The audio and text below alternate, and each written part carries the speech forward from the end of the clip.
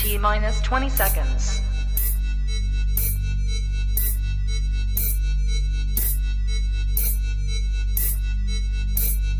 10, 9, 8, 7, 6, 5, 4, 3, 2, 1, 0.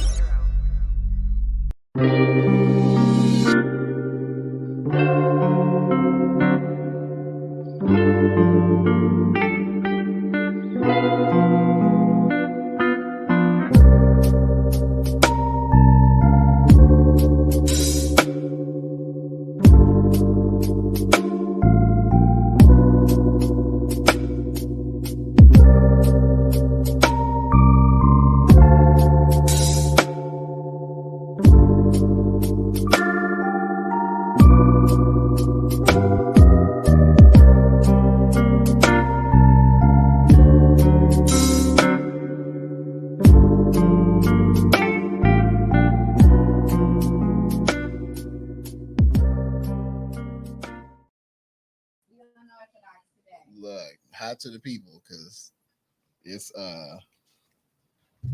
some things going.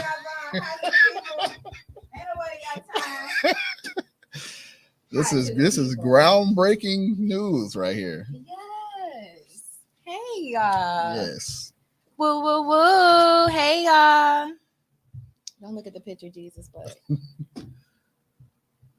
That is crazy. Here? You were born here? Chicago. Okay. Yeah. That's hey crazy. y'all. Woo woo woo. Welcome to the Shine Your Light podcast. All right. So of course I am your host, LeChelle Hooks. Y'all, we have an amazing show for you guys today. We just found out. Look, I should probably introduce you first.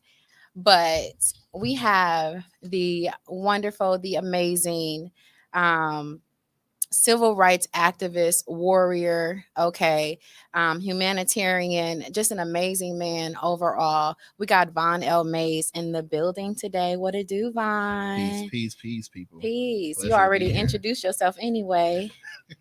Y'all, my apologies. I had to go and grab my ID because he didn't believe me. We were sitting here talking and going over a few things, and I told him that your girl birthday is March 1st. I was born in 1987. And apparently, when is your birthday, King? March 1st. When were you born? Won't he do it? That's crazy. That is really crazy. That is crazy, y'all. So we were born on the same day, same year. I was born in Chicago, Illinois. And you were born here? Mm-hmm. Powerful. Crazy. You see how things just flow together, Lord? Everything happens for a reason, and all things work together for the good of those who serve the Lord. All right. So today, y'all, we have a very powerful and impactful show. We're just going to be speaking about several things that are going on in the community, the things that are going on around us, and what we can do collectively about those things, right? Of course, you guys see Vaun going live all the time. You see the events that he put together for the community. You see a whole bunch of things that this man does. And today we're going to find out the why factor for those things. Is that okay if we discuss the why factor? Of course. All right. You should always discuss the why factor. Yes. Amen. So the number one thing that I love to do when I bring a guest on, Vaun, is find out a little bit of more about who you are. Okay. You know, who you are. So can you just tell us a little bit about your upbringing, maybe surrounding circumstances when you were a teen, okay, things like that. Who are you, King? Well, now that we got the birthday out the way, yeah, I am a Milwaukee native. I have, there are 10 of us on my mom's side, and I believe there's supposed to be 4 of us on my dad's side.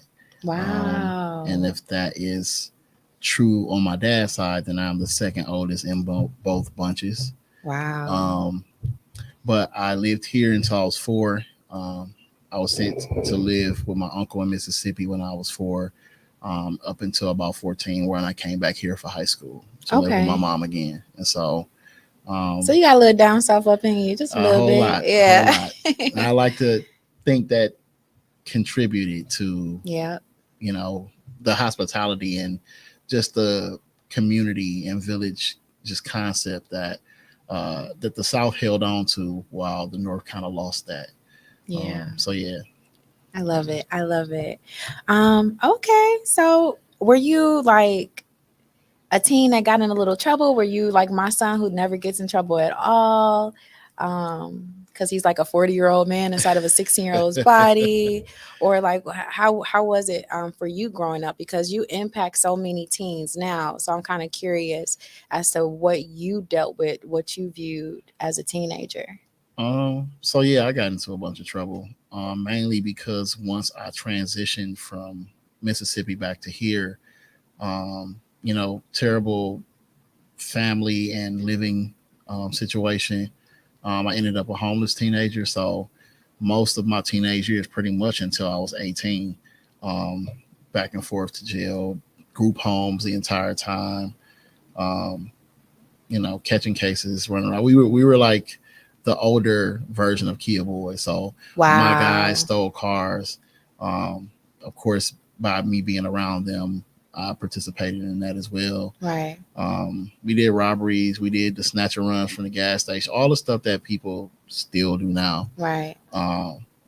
So yeah, I gotten a good amount of trouble. But that down south upbringing and some of that stuff I learned down there always stuck with me. So I always knew when stuff was right or wrong. I always felt bad when I'm taking something from somebody or anything of that nature. And I never went out with the intent to like hurt anybody or kill anybody or anything like that. Like most of the time, we had access to guns, nothing like what it is now. But a lot of our guns didn't have firing pins in them, or wouldn't have bullets in the clip.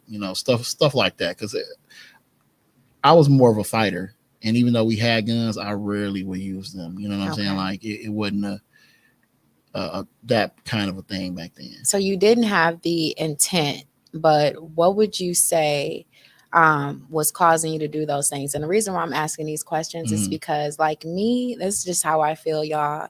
I've been through HEWL and high waters in life, and I always feel like you can't teach me nothing if you ain't been through something yourself. You know what I'm saying? So it's the people who have gone through those things, have actually experienced those things, that God uses to reach out to the ones that are going through it now. Amen. So what would you say was the reason why you were, stealing in cars and doing all those things then, like the Kia boys and girls do? Because they stole my car and totaled it. They did. Jesus. It's different now. Like everything is different because the name of the game was, one, to not get caught. Right. Two was to not bring attention to yourself. Like we had, even at my age, 14, 15, most of the young, the guys I ran around with were older than me. Okay. So we had, was it more so like nothing to do? It was more of just sharing the same set of circumstances. A lot of the young people I ran around with were also homeless to some level. Right. So we would have like a friend who had a parent who would let us come, stay around, or just different stuff like that. But for the most part, I mean, the stealing of cars and the robberies and all that stuff was to have money to buy clothes and shoes, to eat. Sometimes even have a place to sleep. And I know people still do that now. They will steal a car just to have somewhere to sleep. Yeah. So I understand that element of people, but we also had people who did stuff and they didn't have to. Right. Like I never respected that element because I don't really have many choices or options like that. You do. Right. And so we were kind of, well, I wouldn't say we, but me in particular, I was a little bit tougher on them kind of people because it's like, why are you out here? Right. You know what I'm saying? Right. For the thrills and the, and not the necessity. And so one thing I love about you is that you're removing the things that you do and the things that people who are connected with you do. They're removing that necessity. You know what I'm saying? So other young men and young women in that position don't have to go to that. Don't have to, that doesn't have to be, what they have to do to get food or to get what they need, because y'all out here providing it for the community.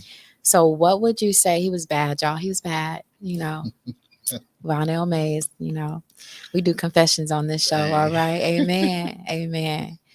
But what would you say, like, really changed your mindset or influenced your mindset to want to do better? One, because of that different experience I got being out of Milwaukee for the amount of time that I was. I think that was an experience a lot of people don't get to have. Like, Hmm. so I didn't, I kind of escaped the going to Wales. I escaped like those years from 4 to 14 that I could have went through a lot of stuff our young people are going through here that never leave Milwaukee. Right. And have to deal with those type of circumstances. I'm almost like liking it to like almost having like a Fresh Prince type of life when I went to private Catholic schools and balance. didn't have to worry about what I'm gonna eat and if the light's gonna be on and if we gotta Right. move. I didn't have to worry about any of that stuff. Right. However, I did go through a level of abuse through that time from my uncle's wife. Okay. And so even though I escaped a lot of the other stuff, I didn't escape everything. From the You know what I mean? wife? Was it like Yeah, mental, emotional abuse, or was it it physical? was the physical, Wow. because I never knew the situation. Being 4 years old, like I Okay. literally got in the car with my mom. We drove down there. It was night when we got there. I remember it like yesterday. I was watching TV. I woke up the next morning. She wasn't there. So I never knew what happened. Like I just, oh, I'm here now. You know what I Right. mean? So, Right. yeah, she was very abusive to me, and she just didn't like me. And when I got older, it was explained to me possibly why. Um, Do you want to share it? my uncle. So there was another young boy that was there in the house who I assumed was his son. Right. But come to find out, that was not his biological son. So he was raising two children, myself and that other young man, as his children. And I believe his wife felt some kind of way about that, Right. like because I'm like blood related to him for some or whatever. Hmm. She just had it in her mind that I was like taken away from her son or whatever they had going on type deal.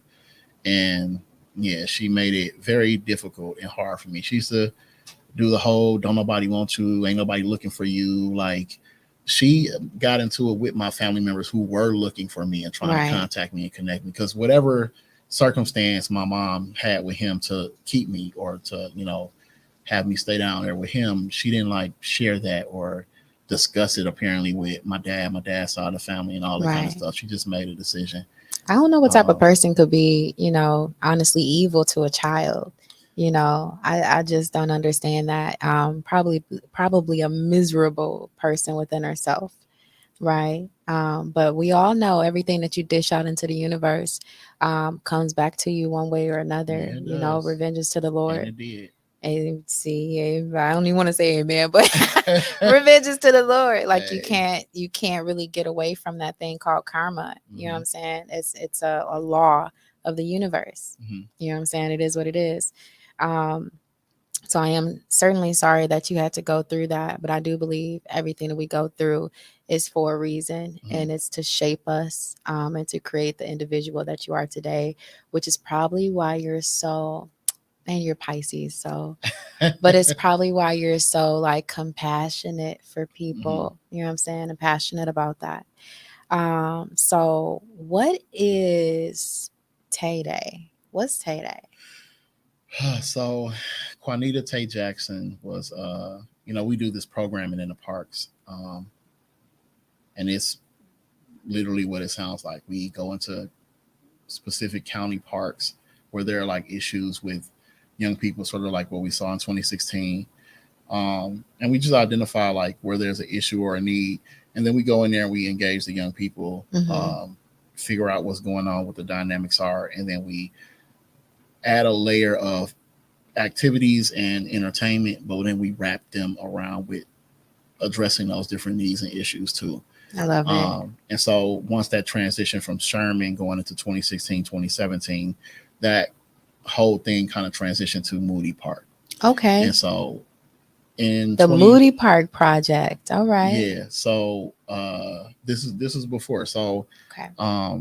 we went into Moody Park. It was kind of having the same dynamic. You got COA there, but then you had a park with hundreds of kids who don't necessarily utilize that youth center Right. for a number of reasons.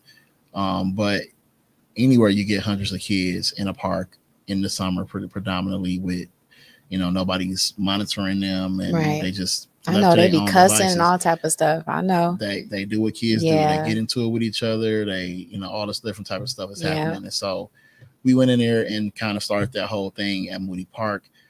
Connected with this young lady. She started seeing what we was doing, and she was like, what's this program? What are you guys doing? And she was one of the main ones, if not the main one, who was just like inquisitive about who we are and what we were doing. Okay. And she took like a stake in the program. She used to like promote different stuff. Oh, they're doing this today, y'all. Make sure y'all here and all this and that. I And love so, it. although she was not a teenager, Tay was 20 years old. Okay. She was very invested in spreading peace and trying to make the park safe and trying to make sure her peers had a good time and stop the violence and all that kind of stuff. So she, like I said, immediately took to the program. And so what we did was we asked the young people, and we kind of like did this from experience too, of like, okay, what do y'all like to do? Right. So we would do like little makeshift talent shows and basketball games and stuff like that. So I'm like, okay, let's merge all of the different stuff we do with them. So clearly some of them like to dance and perform or listen to music. Some of them like to engage in sports. So let's merge those things and create a tournament with performances and I love it. all this type of stuff. And she helped us come up with that. She made like suggestions. Now, mind you, this young lady, in the midst of this, we're asking her like, okay, who you guys would like for us to have come here? And she's like, oh, I know this person. This person raps and this person does this. The whole time, I'm not knowing this girl has been in a part of True School. She's been doing some acting, some dancing. She's like done music herself. Right. And she never mentioned any of that. She always was referring somebody else. Right. And so we, taking her suggestions, and we created this tournament. It went successfully. Nobody wanted to help us. We were, again, put the call out like, this is what the young people want to do. This is something that they say, like, if we make this happen for them, they'll chill out. This is what they want to do. Right. And so we, made it happen. It was hugely successful. We were able to not only service, and this is rare in Milwaukee, like, we kind of block bang, and our area is our area and y'all stay over there. Right. But people from all over the city were able to come and be a part of this tournament, not just in youth bracket, but adults too. Like, we brought youth and adults from all over the city to compete in this tournament, and it went very well. And, right, because we want to kick it too. Right. Adults gonna be there. And it's for some money. There y'all you do this go. stuff for free. That we do this thing called youth stipend. So all the young people who helped us, whether it's pick up trash, set up, break down, we paid them a stipend for. So it's creating jobs out of simple stuff. I love because they it. need money too, So I want to kind of like paint a timeline before we dig deeper into Tay-Day, because I definitely want to dive deeper into that. But you spoke about how you kind of grew up. You spoke about, being very similar to like the Kia Boys and all of that. And then you spoke about the abuse as a child. Was there anybody, because what you're doing is you're such a positive influence to other people. So was there anybody that was in your life that was a positive influence to you that caused you to want to do the type of things that you're doing today? Well, the first thing was my uncle taking me in and, kind of even putting his own family dynamic at risk. Okay. To take me in. That was the first thing. And then secondly, as my transition through my teen years going into adulthood, there were like different people here or there who looked out for me. Right. Whether that be Doug from Addicts Group Home that was on 14th and Locust. He was, I've been in a lot of group homes, and most of them are not like, they're going to make the kids run away. It's not conducive to the same as jail. Like, it's not for reform. Right. It's like, you a bed here. It don't matter if you stay here or not. We're going to get paid for you, while you're here type deal. So, Addicts Group Home really helped me, and the staffing there helped me.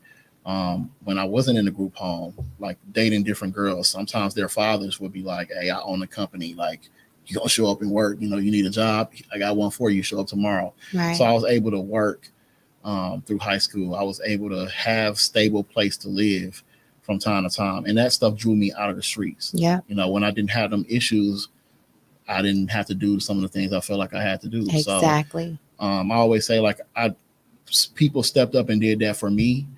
And And that's like, I'm kind of paying that forward, Right. like as an adult now, seeing the same stuff happen with our young people. Absolutely, absolutely. And we love you for it and we appreciate you for it. You said when you started Tay Day, no one was like helping you with it. So this is something that you was kind of starting initially like on your own. You didn't have sponsors. You didn't have, a group of people behind you. What was the initial like thought process or spark like to make you even want to do something like that? Like what pushed you towards that? Because it was man, I mean, like now in the past couple of weeks, we've had a number of shootings at Sherman, Yeah. Fights, big fights, stuff like that. That stuff Yeah. was happening. And then even more so, the clashes with police, because when you sick police, especially on kids, right, there it's already a bucking of the system. It's already a, you know, y'all kind of targeting them, whether they are involved in the bad stuff or not. Right. It's like, we don't want you here, so we're going to just pick on y'all or pick at y'all until y'all just decide to leave. And making them leave is like the answer or to the issue at hand, but it's really not the answer. So you're pushing them out into Right. the larger community where other stuff can happen. You know what I Right. mean? And so that was kind of the premise of like really trying to quell down what Milwaukee is always an incident away from a riot. Honestly, we are just one of them cities where so much stuff happens back to back to back to back, where people are always like in that space where it could blow up real Right. bad, And so when we go in and do this stuff, it's really to like kind of bring that fire down, to tell the police like, listen, back up, Right. Because like, you don't know this y'all community. bringing a missile launcher for a mosquito, Right. Like let us kind of be that front line, Right. Factor to like kind of check what's going on. But let us do it our way. And then if it's a situation that we can't handle, then y'all do y'all job. Right. You know what I mean? Right. And all the times that we've been able to get them to like kind of adhere to that, then we've been able to kind of change the dynamic of how the things have been. So that's why we felt like going into these situations or creating this different stuff was necessary. Okay, I love that. And I especially love the police who are from this community, because honestly, that's my personal opinion, y'all. I feel like no one should be policing the community that's not from it. I feel like you should live within a certain radius in order to be like assigned to that area. That's just my personal opinion. Like, I feel like there should be a police officer within a certain radius that knocks on every door, introduces themselves, like a realtor does, and is, familiar with that particular area. So if, something happens, now, that's Paul or Ruth, you know what I mean? And you're not addressing every situation as being like fearful for your life. My personal opinion. So Tay Day, was just a baby at that time. I feel like now it's like a teenager now, so now we going somewhere. So tell us a little bit more about Tay Day. How did it get its name, Tay Day? What's your vision for it? What's going on with that? So the next part of the story is after that event that Tay helped us originally, because it wasn't called Tay Day with her. It was called Amani versus Moody 3-on-3 basketball tournament or something like that. Okay. Amazing event, went well, was a success. I love it. But then she got shot and killed the next day at that park. So you had the first event, only one event that she poured into. And she was shot and killed the next day. Do you know how? I didn't originally know what happened, but essentially what happened was two cars were like driving, shooting at each other. It had nothing to do with her. She was walking home and she caught a stray bullet. God. Yeah. So it was a huge thing, man, to all the kids that was there, who knew her, who saw that happen. Yeah. It was very difficult for me. And it changed the dynamic of that area, not just Moody Park, but just the area in general. Like, people just stopped coming to the kids really stopped coming to the park. Right. And when you would see them, they would be like, there's this little space. If you drive past, there's a banner that I put up.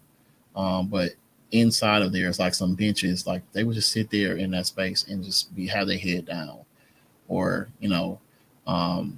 go up to like where the banner is and just sit there on the stairs, or just, it was very sad and gloomy for a while. Right. But then I reached out to some people, the Office of Violence Prevention, Senator Taylor, Kaylin Haywood II, and some other partners. And then we started this tape project. The first thing was, of course, taking care of. So you dedicated funeral. everything to her? Yeah. Okay. And, because we wanted that situation, which was so negatively impactful to everybody involved, to take power of that. Because at that time, it wasn't until she died that I knew her background.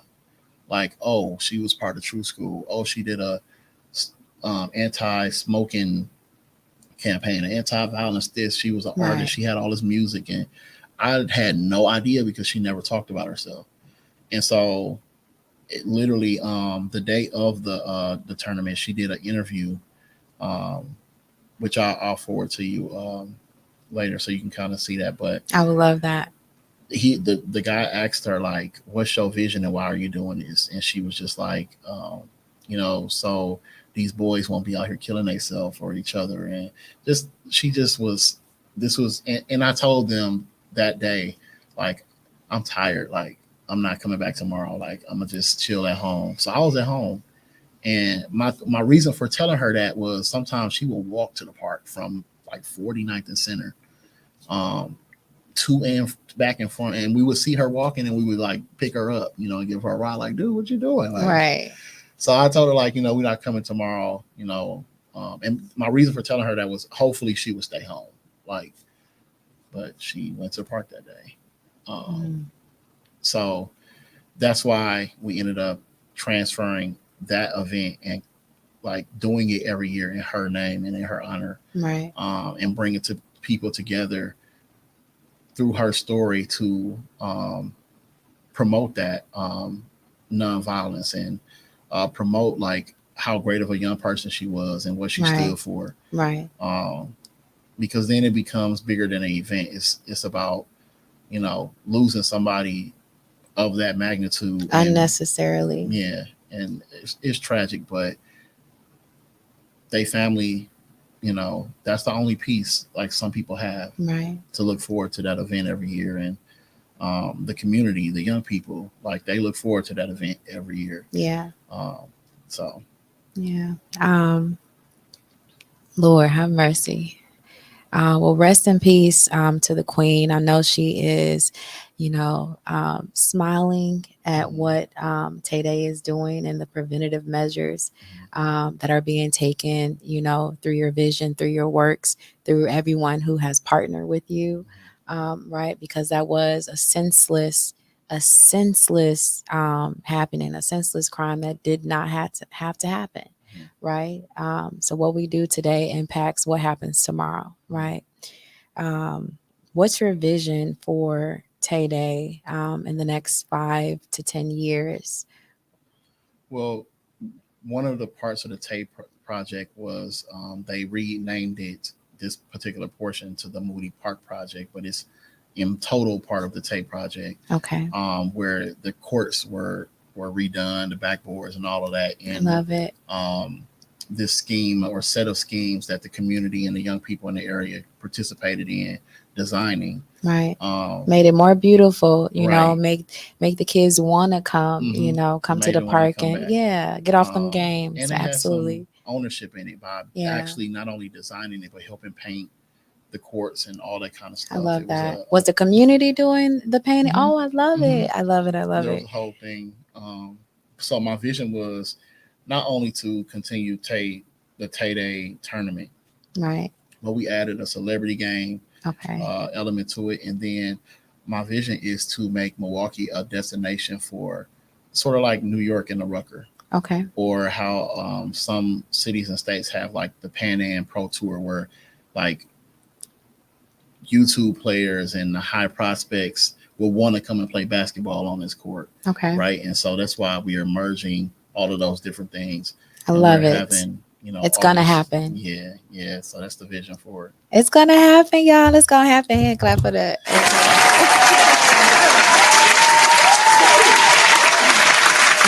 said you want celebrities and everybody to come, but I could hoop too. I just want to let you know. Hey. You know what I'm saying? I'm 4'11", but I got a wet shot, y'all. I'm gonna have to see some I got a film. nice little 3-pointer. Ain't no film. Ain't no film, all right? It's just me shooting the ball. It's legendary, right? It's a myth, Jesus. Right. No, I can hoop a little bit. Don't ask me to dribble. Don't ask me to dribble, but I can shoot it. So I also noticed that you do actually a lot of events. Oh, Lord God. Thank you, Lord. I love your vision. I respect it so much.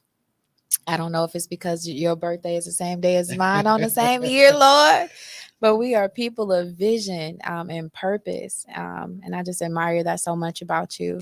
I see that you do a lot of other things. You do the Teen Tap-In event. You do the We Locked in Milwaukee event. Kind of explain what these events are and the purpose of them. Because I know nothing about it, and I got a 16-year-old. So it's some people out there that need to know. So the Teen Tap-In is probably the newest thing. Okay. It is essentially, have you seen like on YouTube, and a lot of young people are doing it now, where they go around with like the thing and they're asking people questions like on the spot. It's called a mobile podcasting or mobile interviews. Okay. So we're taking that concept, and some people make it funny. Some people, are doing like little spoofs or set up whatever, but we're asking them. Of course, you have the humor and the different parts of them being themselves, but the point of it is to have real conversation. So yeah, we can laugh and joke, but I'm gonna ask you like about trauma. I'm gonna ask you about how you feel about never leaving your block. I'm gonna ask you how you feel about the state of your school, like in different important community and social and political questions like that, to engage them. And our young people, man, like people really be down on them. They so intelligent. They just do what they do a lot of times because they feel like nobody cares. I'm gonna send you this clip too. So the last lock-in that we held was the first time we did that tap-in podcasting thing. And so it's a new thing. We're kind of working with them on perfecting it. But one of the first interviews they did, this young man named Bryce. Shout out to Bryce. Shout out to Bryson. They asked him, if you could do anything in the world, what would you do? And he said, travel the world. And he said, why? And he said, because I want to experience things before I die. Yeah. That, for a 14-year-old to say that, to me was like, that's deep. Yeah. A lot of people don't think about mortality. A lot of people don't think about, or let alone have that type of vision about something they want to accomplish like that before they die. And that just like proved to me like that is a good idea. And that is exactly the type of stuff that I'm trying to pull from them and have people show like that our young people do sometimes think about their future, sometimes think about life or death, sometimes think about things being better and being better. And the youth that have the mindset of I don't care, I promise you, is because their surrounding circumstances, they feel like what's around them doesn't care about them. When we show them that we care, they'll begin to care too, and become active positive people within the community. I can absolutely see you like taking a group of young men on a field trip, you know what I'm saying, cross country,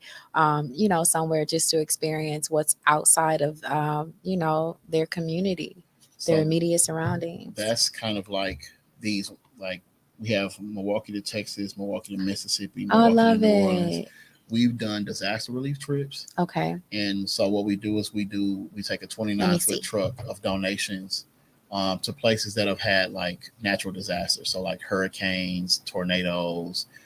There have been some places that have had real bad damage from winter storms. Wow. And we take young people on those trips. Of stuff. Right. And so they get to do like some actual service, and so we're traveling, we're on the road, we're seeing these different cities and states. They get to help people who are in like some of the worst situations, whose homes have been destroyed by different storms, whose pipes have bursted so they don't have water. Wow. And stuff like that. But then we also half of that time take them to see different sites around whatever city or state we're in, so they can learn some history and just see some different stuff, meet some different people. I love People it. are like inviting us to their homes or their restaurants, like, hey, y'all come over here, man. Y'all Right. did this for us, so we gonna, and experience different stuff like that. So that's part of the reason why we do that, because a lot of young people, man, need to be taken out of here Yes. and need to see something different. So Yes. that is, something that we've been able to do by utilizing emergencies to make that happen. But we do need to be more intentional about taking them places just so they can see more to life. Well, I think that responsibility can be a bit heavy. Mhm. You know, we want great leaders in the community. We want our people to be able to do things, but the question is, do we support them doing it? You know, are we able to come together and kind of lighten the load on the people who are doing the things that you're doing? Mhm. Do you have sponsors? I believe you have a couple sponsors. For some of this stuff, we do. Okay. For others, it's Facebook, my followers and supporters. I have Yeah. a pretty big following on my Facebook page. Who are a couple of the sponsors who have maybe sponsored in the past? So I would say like Michelle Pitts is always sponsoring or doing something in the community. Shout out. She's somebody. August Schober. If you ever see those signs, those billboards outside that say like Schober Outdoor or something like that, he owns a lot of those signs. He contributes and supports so much different stuff happening in our community, and he's white, so it ain't just it be black those folks. Be the ones, that they be really honestly be... they are. I don't even want to get into that kind of stuff because it pisses me off. Listen, I understand more than we do. Okay, so I understand that. We can get into it just a little bit. I told you it was gonna go off. But the only reason I understand it, and it shouldn't be like that, but I feel like so many people, Black people especially, are just weighed down by their problems, weighed down by their circumstances. So they're so busy focused on, their dilemma, that they're not necessarily in the position to help someone else. But truly, you really could help someone else, even if it's just a little bit. And then we have these white folks, right? Did I say it like that? I did. I did. Because they're not white, they're Caucasian. So then we have the Caucasian people a lot of times who may just have good hearts, you know what I'm saying? Who may really understand the position of the Black man and the Black woman, and how we've been beat up and beat down for so long that we do need a little help. And so those are the people that reach out and help with those visions. I mean that in a different way than what you. Okay. So everyday people who don't have it are usually the people who do give. Wow. That's the crazy part. Right. And it bothers me to have to ask people who don't have to support, other people who don't, right? Ooh. And the crazy part is the people who do have the means are not giving. Right. Those are the ones that I'm talking about. That bothers me the most. And I get it. It's like a strategy for the rich to stay rich by holding on to their money and what they have. But I feel like we're just in a space, and these are cycles that are not new. Right. People need, right? And I wouldn't feel right. It's like if you ever seen a group of kids, right, and one kid got an ice cream cone and they just licking away, and all the other kids just staring like, what do you think is about to happen to that kid at some point? Somebody gonna knock it out their hand, or somebody gonna knock them. Right. Because why are you gonna sit here and eat this in front of us? You see us starving, went to the back, drooling. Right. And that's not right. Right. But it's human nature, you know what I mean, for people to feel some kind of way about that when they don't have, and they have to sit and watch somebody. It don't matter if they earned it, right? If they paid for it, whatever the case may be. Right. That's just how things are. So if I was to make $100,000 and I see people around me who don't have, I'm going to set something aside to make sure, because that's the village concept. Ooh. If you make sure everybody else, and that's why you have the big mamas on the house who feed everybody. Yeah. Don't nobody mess with them. Right. And if you mess with them, people going to support and defend them. Like, no, leave them alone. Right. So we see this all the time when you give or you help fill in those gaps, that those gaps will help everybody in total, including yourself. You will be untouchable, so to speak. I love it. And so I just wish people had more of that in their heart. And truly, they would be releasing so many blessings if they release that.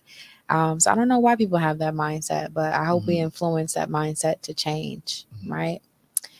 Let's influence that mindset to change. So, have you ever doubted your abilities, your efforts to make a change? Have you ever doubted what you were doing, or were you always confident that it was going to make an impact? Oh, I'm always confident that whatever I'm doing will have an impact. Because sometimes people just get tired and be like, what am I doing this for? But you go I ahead. think sometimes so that's the difference between I believe everybody has a purpose, right? And just like Jonah, right? Like some of us can't run from it. We may try to and try to ignore it. End up in the whale mouth, Jesus. Just imagine, I always tell myself, if I stop doing what I'm doing, right, and get a job at Walmart, that would be crazy. Right. I can see you helping everybody out at Walmart, though. Right. He's still gonna be doing the same thing, helping the people, making them smile. Look, and it just would put a gap because there's not a lot of people that, and I don't mean to sound cocky or no, anything not like at all. that, but Be I mean, confident you can in see the level of stuff that I'm doing, right? And that's not typical for an activist, honestly, at all, right? But there's not many that could fill those shoes, right? Or that could have the vision to do all of those different things consistently, right? Especially without the support that we don't get. So all of those people would be, missing out if I was to stop doing what I'm doing. And so I can't run away from it. I'm apparently called and made to do this. I'm great at it. And so I just get more frustrated with, this could be a lot more. It don't have to be just me. Right. You know what I mean? Like, if this was somebody else doing it and they didn't get the support, the point is that it works. Right. And if it was supported, it would be a lot easier for everybody. I think more people will support it, and I believe they will. Once they actually understand the vision and can see the vision, and then gain that. I feel like once they understand it, they'll gain the desire to partner with the vision, because truly, when you donate, when you're giving to the cause, you're partnering with this vision, right, to help the community. So I think we just have to continue to not just have the events, but really showcase the reason for the event. And I know, what happened with Tay, Rest in Paradise Queen, is definitely fuel to the fire, and will always be. That's something that's never going to die. You know what I'm saying? So yeah, so I do pray that more people partner with you.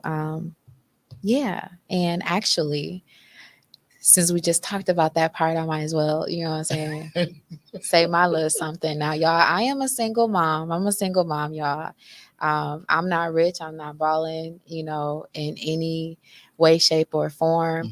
I don't buy the $400 wigs. Okay, I can't afford that. We rocking the fro. Ain't nobody got time. And okay, thank you. I appreciate that. The fro is froing. The fro is froing. Jesus. But I can't afford all that. But I am able to donate $50 to the cause and partner with you today. So I was actually about to bring this up. So how can we donate? I'm partnering, donating $50. That's my sacrifice to partner with this king and the vision.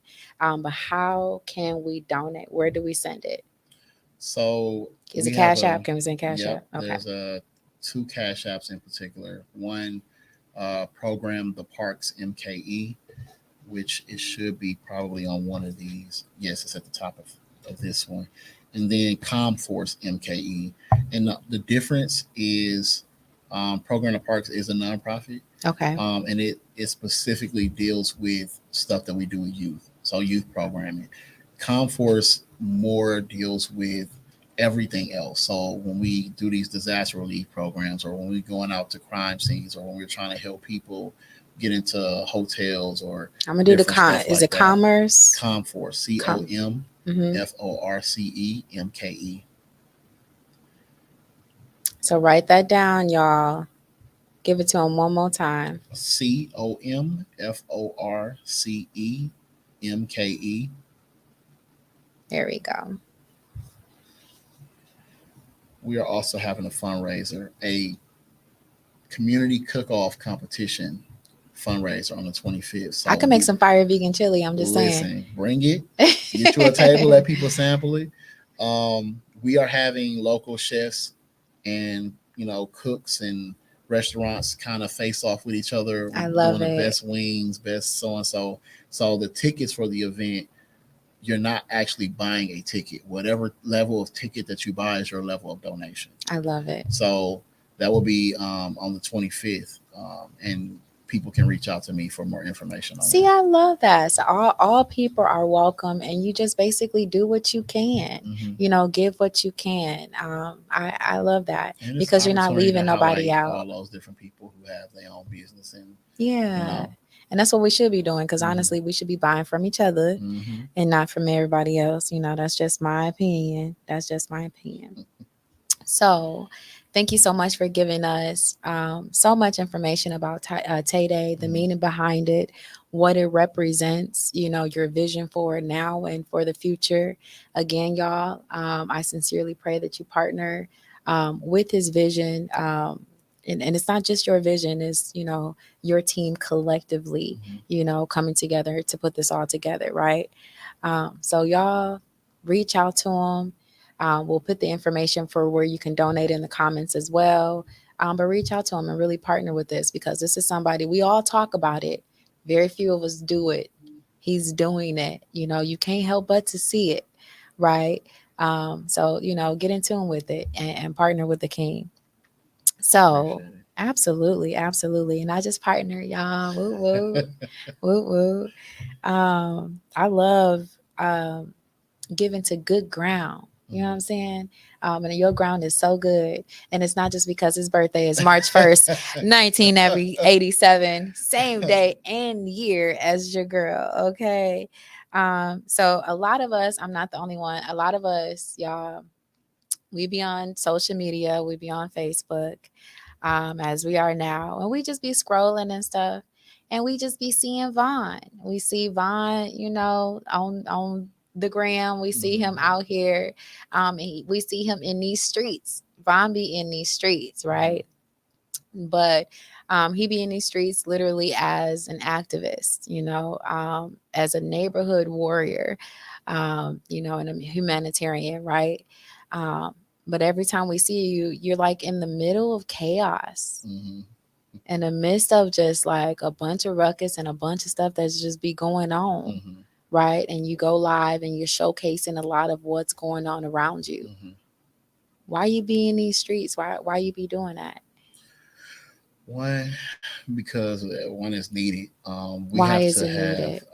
Because we can't count on the police to protect us and police us.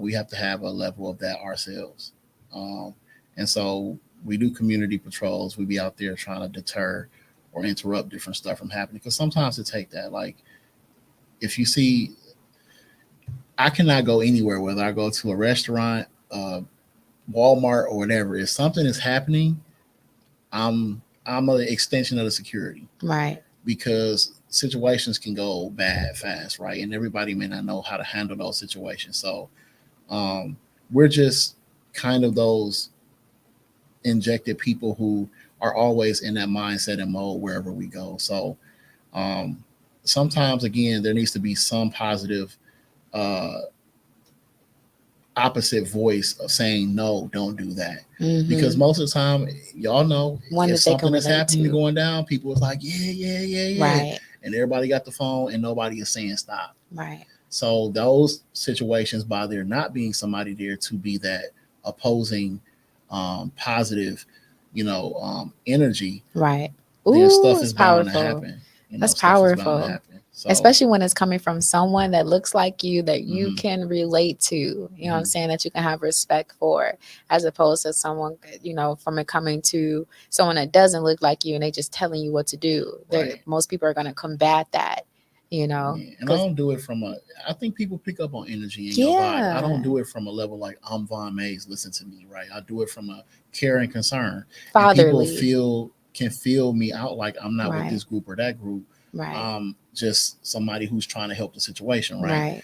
Right. I had somebody one of the last times. I think you may have saw it live and said something to me about when I was in Sherman Park and there was a shooting, a Yes. fight and a shooting. Yeah. I had some people get on the podcast and like was talking crazy about me, like, why you fake trying to help? You just talking about stopping. You ain't. What are they filming really this. trying to do to help? Because that conversation alone isn't impacting Right. I'm like, what was the anything. point of that? Because what you also don't understand is one of the reasons why I'm live is because if something was to happen to me, Right. I want people to understand what happened. Absolutely. And I have to protect myself. The same reason why we have police wear body cams. Right. So you cannot say I said or did something that I Right. did not do. Absolutely. Right. So it's a protection for me. It's a protection for you. Mhm. And it's documentation. Exactly. And I'm good with whatever I'm doing. And so you're bringing I can, awareness to the community because a lot of people would not know what's actually going down in these streets because they don't be in these streets. You know Right. what I'm saying? So not only are you regulating it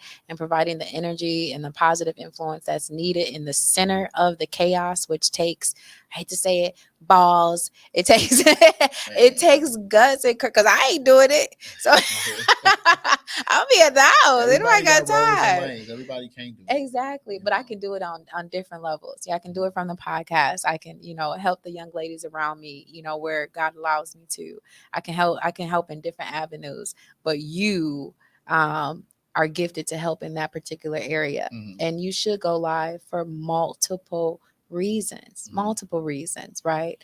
And like you said, just like police have their body cams, you have, that's your camera, right? And you're also showing the people that's watching, what's happening, because it might be their cousin, it might be, their son or daughter, God forbid, so yeah, you wouldn't say that to a reporter that's out here with their cameras and their microphone, reporting to a community that they don't even live in. You wouldn't say that about them. Don't speak about nothing that I ain't helping and influence. I don't know why people do that. That is my pet peeve, Jesus. Well, I was told everybody has an opinion. Everybody has an opinion, but what is the purpose of your opinion? Right. And everything has to have purpose. You gotta be careful when you say certain stuff because don't start with me, Lord. I'm trying to tell you, ain't no listen, purpose, ain't no reason, this ain't the season. Go ahead.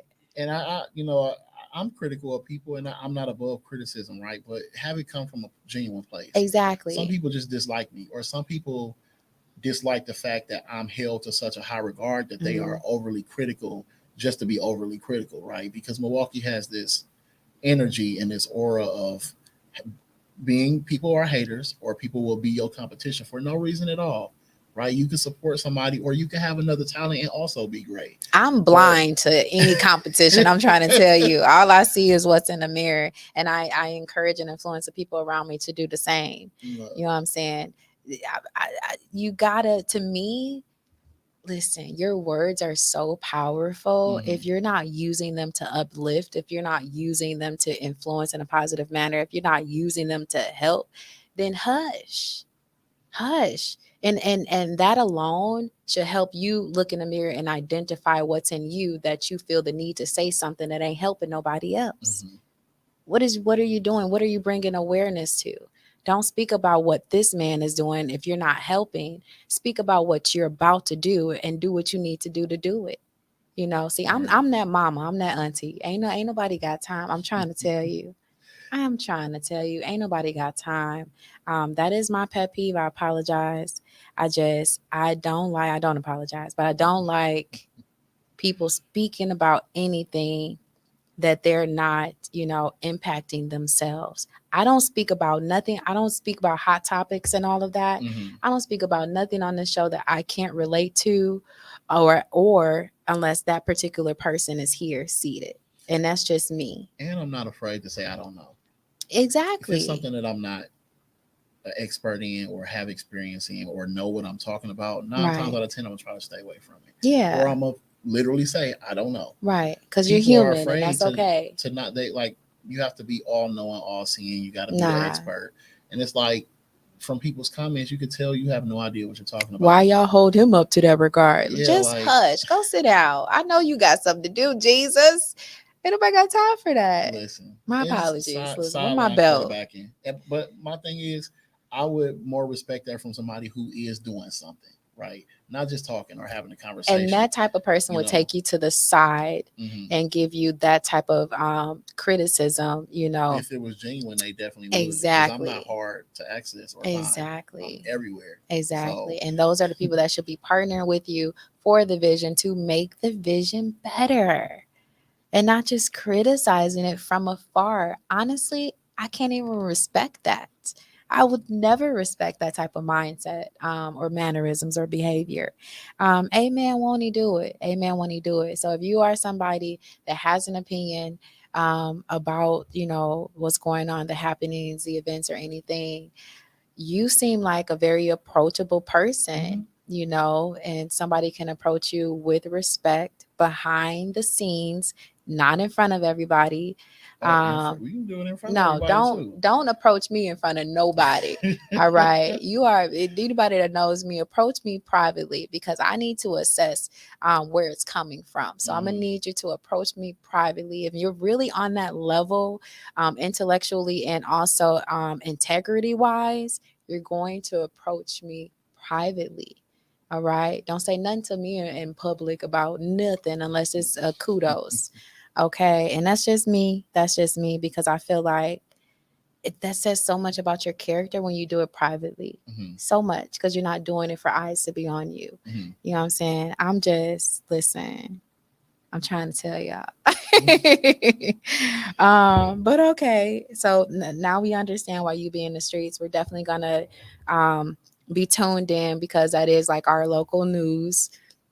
And we appreciate you for being in the midst of it and wanting to help and wanting to be a positive influence, because at the end of the day, Tay was in the midst of it. She was in the midst of it, unfortunately, and it cost her her life just being in the community. Amen.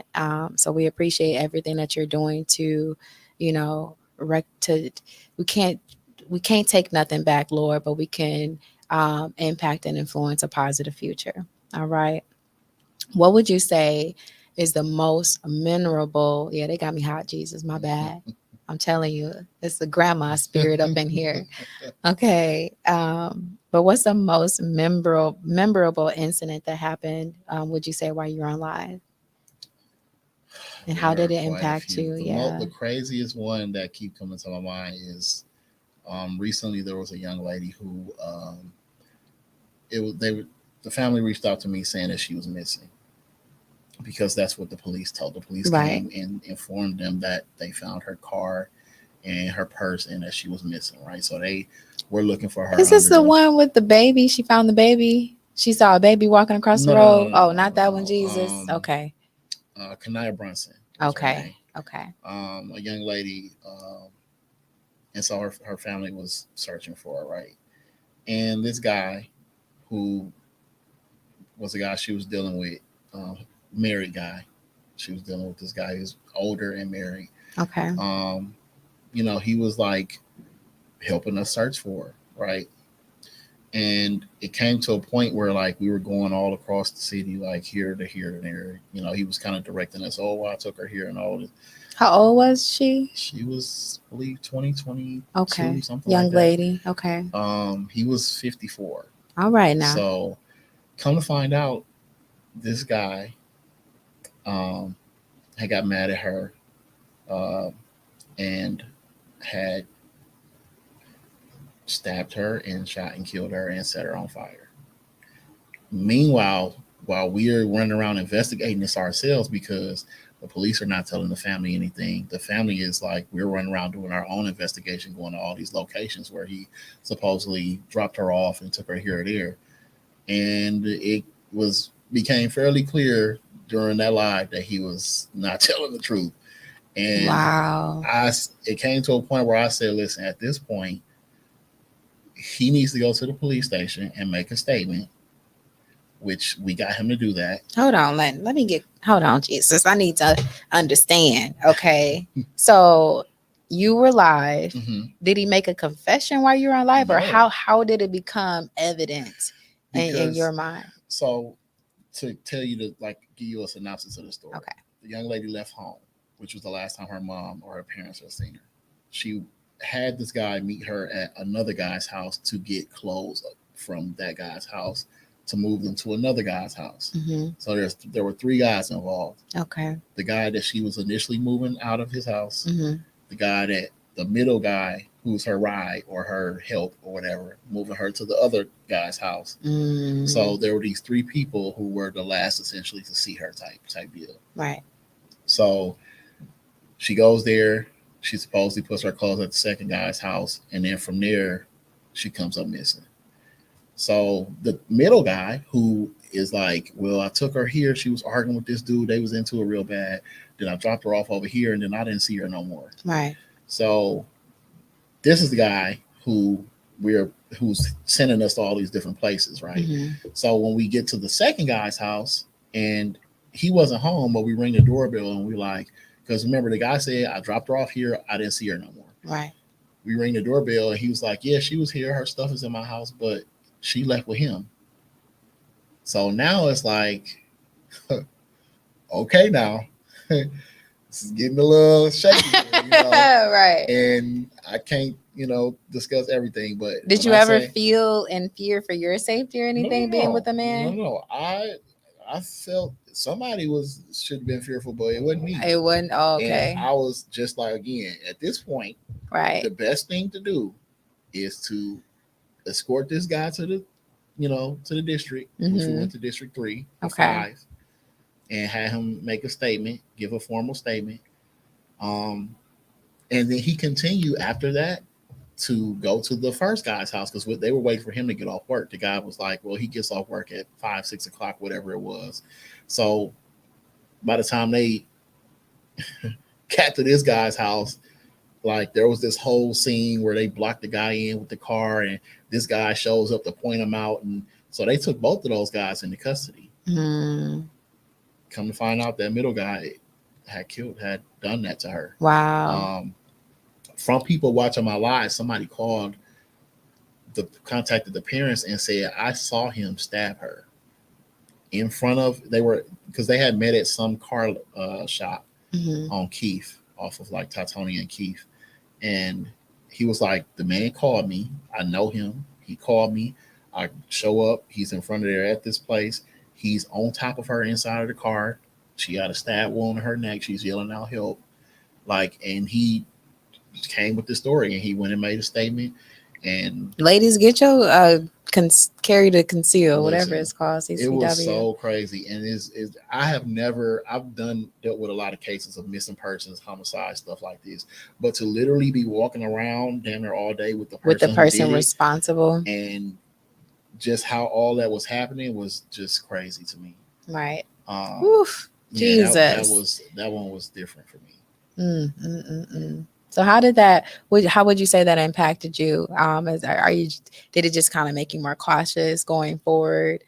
It didn't, because honestly, you can't really ever, like, that situation may happen again. Right. I think like I said, at a certain point, it just, the energy was like, right. You know how people be, they'll steal something out your house and help you look for it. Right, Jesus. Right. So, but when it's somebody who was done the way she was done, like that just is, look. And you didn't feel the vibe or the energy initially, but honestly, but you couldn't identify what it was. I was more in a mode to protect the family, and the investigation, because let's say if a person who shot and killed your son was sitting here, right, and we're all sitting here, he wouldn't be sitting here, right? But now that's what I mean, because to a certain point, if we figure this out and he's sitting here, right, you may want to react to that, which it's a wrap. Even though 9 times out of 10, this person may not ever get caught or go to jail, you will. Right. Revenge is to the Lord, but sometimes. Listen. So I need to, at this he point, gives I you need to go. Protect you. Right. And say, listen, this is how we need to handle this. Right. For sure. So, and that brings people back down from those emotional responses. Exactly. Because I could not imagine. Exactly. And so, yeah, couldn't imagine. I believe that trial hasn't happened yet. But it's underway. The people who, him and another guy who helped with that, are going through the process. But that could have ended badly. Right. You know what I'm saying? And And especially with me there, that's another element. I don't want nothing to happen while I'm sitting here because, at that point, then that puts, me in a position. So, yeah, that situation was very, very different. Yeah, I literally, I'm trying to tell you, I couldn't imagine. I could not imagine. So I understand you being there for the families, because a lot of times these police officers, I know several police officers who are loving the door, and they truly are for the community. They live in the community, dope people. But a lot of times when certain police officers show up at the door, there's no sympathy, you know what I'm saying? There's no connection. It's just very dry and very distant. So it's good to have, leaders within the community, showing up for the people, and y'all can be one as well. That's what I really love about you. You influence other people to do what you're doing. And like I said, partner with that vision. So of course, a lot of things that we see when you go live is a lot of times it's violence. The 14-year-old, I think he was 14 years old, that got shot recently when you were live. 15 years old. I know there was a 9-year-old that got killed. I don't know if you were around for that one, but yeah, recently it was a 9-year-old that got killed. No, that was he got shot. Yeah. There for that. And then it was another 15-year-old that just got shot 10 to 15 times on center. It's a lot of just violence in our community. And of course, like I said, my car, got stole and totaled by the Kia Boys and Girls, and as much as I like their song, it's a very catchy song. Can't even lie. It's catchy. I can't help, my shoulder just kept moving, Lord. How it go? Which song are you talking about? There's only one that I know. It's the song that I've heard that I like is from Kia Boys in Minnesota, I believe. Okay, how it go? It's called Forte. Okay, how it go? This is what's song. I don't know. I know. But that's what I'm saying. Y'all have so much talent. There's other things you can do to steal and total my car. Right.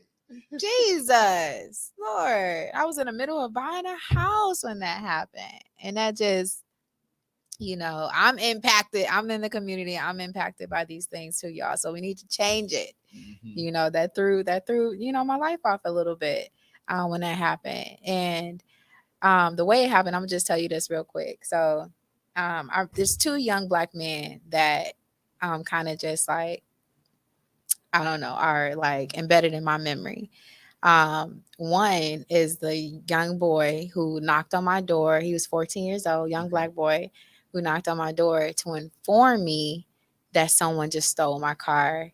And I guess the person that stole my car, which is another young Black boy, punched him in the eye. What? Exactly. The story didn't make sense to me, but he did get punched in the eye. So he was 14 years old. He rang my bell, come out. He said, somebody was looking in your car. And I was like, bro, what you doing? And he just punched me and drove off with your car. Exactly. And I'm just here crying, like, where's my car? Call the police. The police came. The 14-year-old stayed there the whole time, gave a description of the young Black boy, and me, typically, I'm a person that give everybody the benefit of the doubt. But as I study listening, I'm like, was he a part of this? Is he over here trying to get some reward money, Lord God? He might have been a part of that, but that's all right. He was such an intelligent young man. It's not all right, but such an intelligent young man, stayed there the whole time. And the police was like, yeah, giving him his props. I'm just like, did y'all know each other? Yeah, so he's embedded in and I remember he actually came back a week later and he was like, they found your car. And I was like, did they? I didn't even know.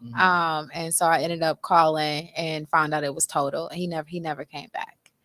But I think he was looking for reward money, but I don't know if they had a system, Lord, or maybe he really was an innocent young man. Because I don't know who would take. He really got. Maybe I don't know, but he really got punched. to say, "Oh, you the one gonna get punched in the eye." Go tell her. Yeah. Here, go tell her, Lord.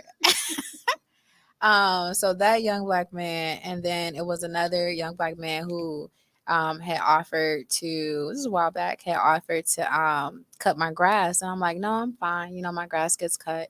And he was like, well, can I use your bathroom? You know, about the same age as my son. I was like, Lord, you know, I'm there by myself, single black woman, Lord. I don't know, you know, but looking at him, you could feel the energy. You could feel, you know, the spirit. You can feel you know, that necessity, you know what I'm saying?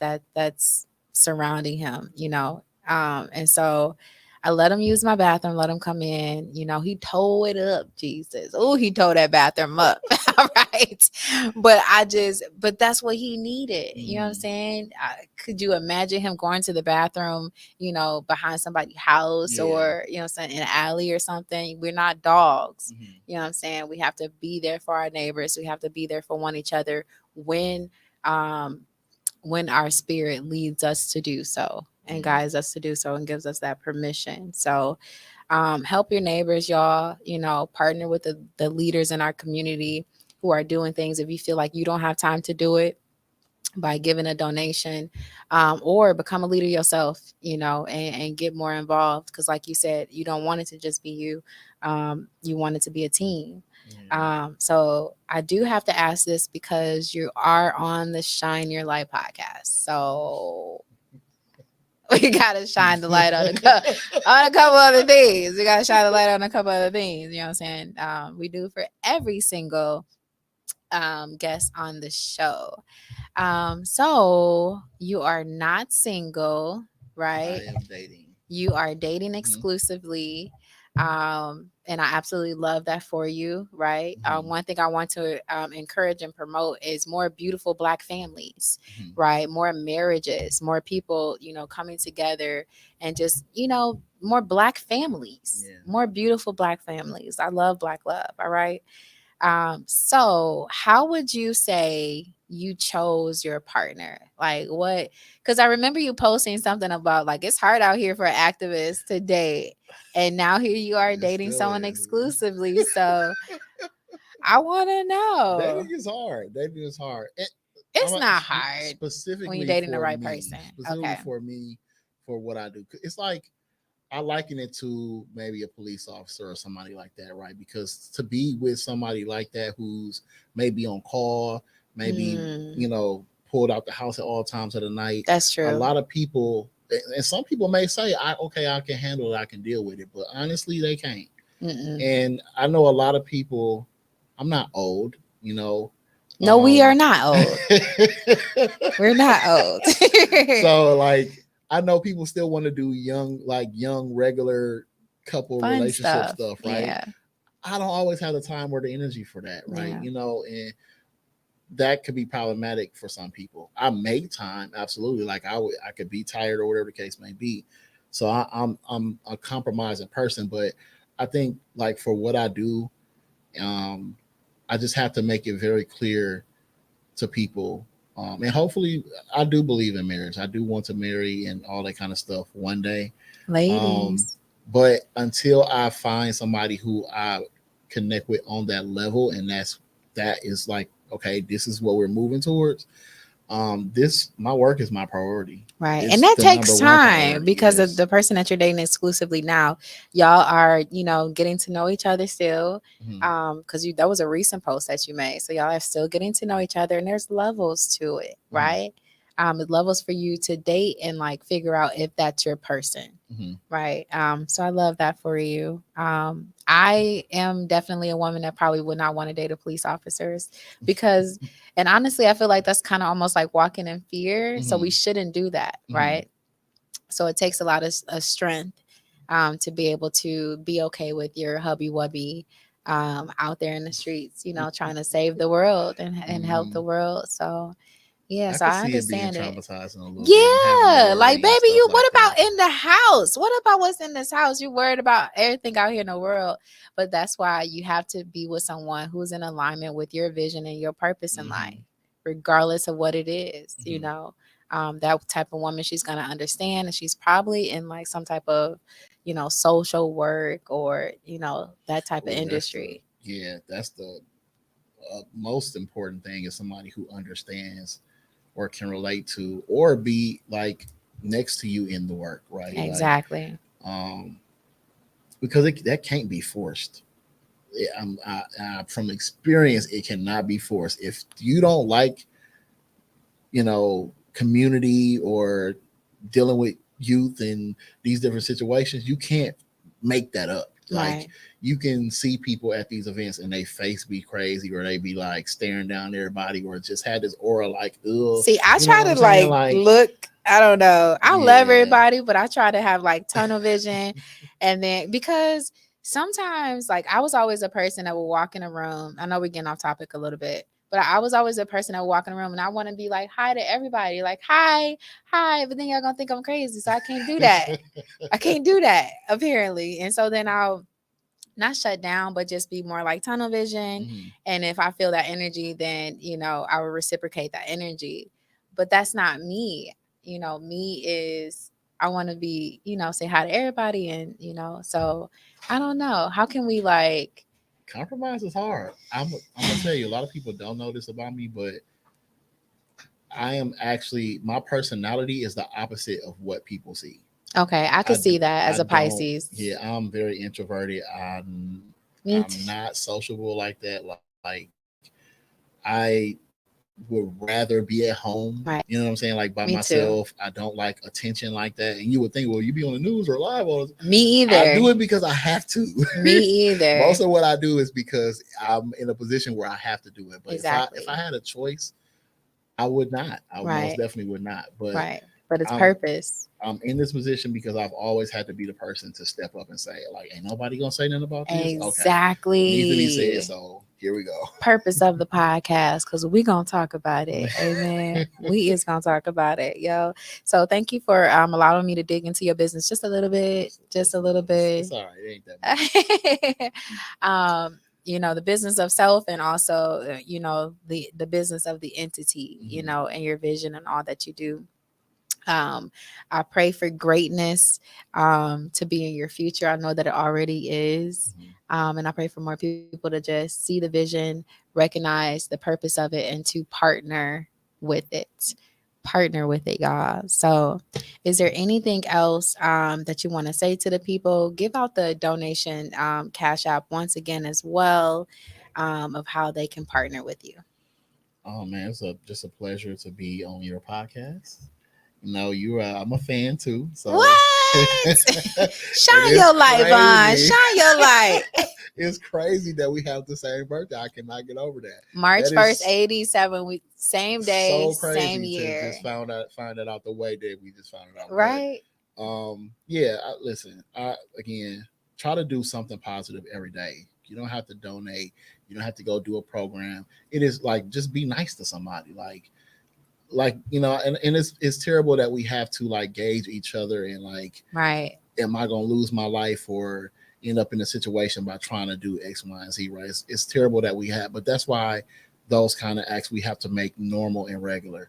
Because like when I lived down south, you couldn't walk 5 blocks without somebody offering you a ride, and it wasn't a weird thing. Right. But I drive people all the time. I see women with grocery bags and Me 17 too. kids, and I be wanting to offer them a ride. Yeah. But then I have to think like, what if they be like, oh, you a weirdo? You tried to pick me up, like, because that's not a normal thing for someone to be like, listen, you need a ride. As a black man, man, I understand. I understand. I have and to it shouldn't be struggle with viewed stuff that way, like but that. It shouldn't be. But right. I feel like everybody can do something, whether it's, some people like to give change when they out and about. Some people like to, just send somebody a positive message, especially somebody you may know may be depressed a lot or, be down a lot or going through something. Send them a message. Like, send somebody a random Cash App. Just do something positive every day, because we have to start that process of being consistent with the positivity. Milwaukee has so much greatness, but we always get the negative thrown in our face that we just feel like that's all our city about, and it's not. Right. So I appreciate you again for helping to shine a little bit of light on what we're doing over You know what here. I'm saying? We're gonna Um, shine some more. You can't, he can't help but to shine. You can't help but to see it. All right. You can't help but to see it. It's the smile for me. It's a smile for me. Amen. But I love that. And I honestly, there's so many things that I do as well that nobody will ever know about, stopping to give a woman an umbrella, who's walking in the rain, all mhm, type of things that we do, not to be seen. I've literally never told nobody that, mhm, but not to be seen, but just because we want somebody to do it for us. mhm. You know what I'm saying? So be the entity in this world that you want to see. Thank you for being such a great leader and the entity and the activist that we all want to see in our community and our neighborhoods. I appreciate the city for allowing me to help. Yeah, we on your back. We got your back. We got your back. So again, if they wanted to partner with you, where can they donate? Um, Again, that Cash App is COMFORCEMKE. You can find me on any number of these Facebook pages, whether it's mine, Vaun Mayes, We Locked In, MKE, or I believe the Facebook page may be Tay Day, something or another. Just look up Tay Day, 3 verse 3. It should show up. Community Task Force MKE. We have so many different ways that you can find either one of these programs, and from those pages you can find pretty much everything else. So again, COMFORCEMKE. That's the Cash App, y'all. So definitely send a donation. Like I said, I'm a single mom. I partnered and sent in my $50 donation. So I just want to challenge y'all to send what you can. Truly out here helping the people, truly out here helping the community, and you can see it. It's concrete. You can see what they're doing. So partner with the vision. I challenge you to do it. All right, and I promise you, it's gonna bless you real good. Thank you so much, Vaughn, Thank for you. coming to shine your light. We're definitely going to have you back. So until next time, thank y'all for watching the Shine Your Light podcast. See you soon.